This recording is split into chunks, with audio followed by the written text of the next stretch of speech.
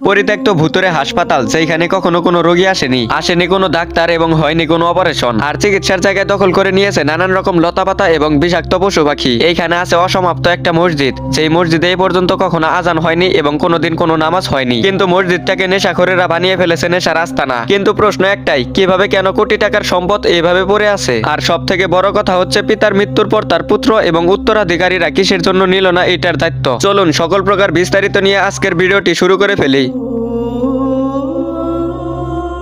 আসসালামু আলাইকুম guys, it's me ভাই Sourav and welcome to my another any blog. আপনি দেশের যে কোনো প্রান্তেই থাকেন না কেন, ওই জায়গাটায় আপনাকে যেতে হলে প্রথমে চলে যেতে হবে মির্জাপুর বাস স্ট্যান্ডে। আমরা যেহেতু ভপুর থেকে রওনা হইতেছি, যার কারণে ভপুর থেকে মির্জাপুর বাইপাস পর্যন্ত বাসের টিকিটটা কেটে নিলাম, রওনা দিয়ে দিলাম মির্জাপুরে যাওয়ার উদ্দেশ্যে। আর আজকে আমার ভ্রমণ সাথী হিসেবে ছিল আমার বন্ধু হাবিবুর। মূলত ওই আমাকে জায়গাটার সন্ধান দিয়েছে। মির্জাপুর বাইপাসে এসে বাস থেকে নেমে একটা অটো নিয়ে রওনা হয়ে গেলাম মির্জাপুর বাস স্ট্যান্ডে যাওয়ার উদ্দেশ্যে। তারপর বাস স্ট্যান্ডে এসে একটা লেগুনা নিয়ে নিলাম আমাদের মূল গন্তব্যস্থানে যাওয়ার উদ্দেশ্যে। এইখানে কিন্তু আপনাকে বলতে হবে পাইকপাড়া ইকবাল হোসেন হাসপাতালে যাব। আর হ্যাঁ, আগেই বলে রাখা ভালো, এটা কিন্তু ঢাকা জেলার মধ্যে পড়ছে। ঢাকা জেলার ধামরাই উপজেলার চৌহাট গ্রামে। গ্রামের সুন্দর দৃশ্য দেখতে দেখতে অবশেষে চলে আসলাম সেই অসমাপ্ত অধ্যায়টির সামনে। যদিও ভপুর থেকে আমি এবং আমার বন্ধু হাবিবুর এসেছিলাম, তবে এইখানে আসার পর আমাদের সাথে যুক্ত হয়ে যায় এইখানকারই দুইটা বড় ভাই। শুরুতে তাদেরকে আগে অসংখ্য অসংখ্য ধন্যবাদ জানিয়ে নেই, কারণ তারা আজকে আমাদেরকে গাইড করেছে এবং প্রচুর পরিমাণে হেল্প করছে। এইখানে প্রবেশ করার সময় সব রাস্তাতেই তালা, যার কারণে আপনাকে গেটের উপর দিয়েই প্রবেশ করতে হবে। প্রবেশ করার সাথে সাথেই দেখি ভেতরে একদল যুবক। প্রথমে ভেবেছিলাম তারা কি করতেছে, পরে ভালো করে খেয়াল করে দেখি তারা একটা সিআইডির শুটিং করতেছে। যাই হোক, আসুন এখন আমরা এটার ইতিহাস সম্পর্কে জানি। ঢাকার শেষ প্রান্তে টাঙ্গাইলের মির্জাপুর উপজেলার সীমান্তে পাইকপাড়া গ্রামে নীরবে দাঁড়িয়ে আছে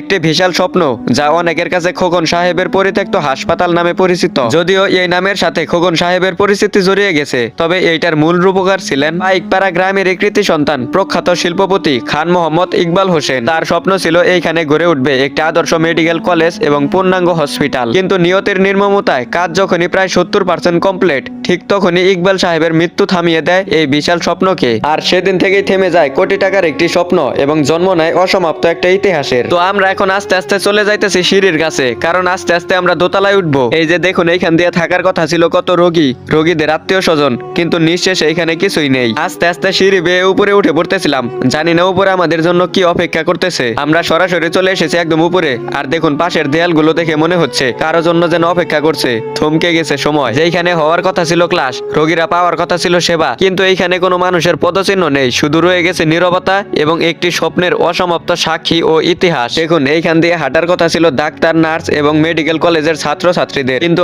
আজ এইখান দিয়ে হাঁটে না কোনো চিকিৎসক, হাঁটে না কোনো রোগী, হাঁটে শুধু নেশাগ্রস্ত মানুষ এবং অজানা ভয়। এই ছাদ থেকে তাকালেই বোঝা যায় জায়গাটা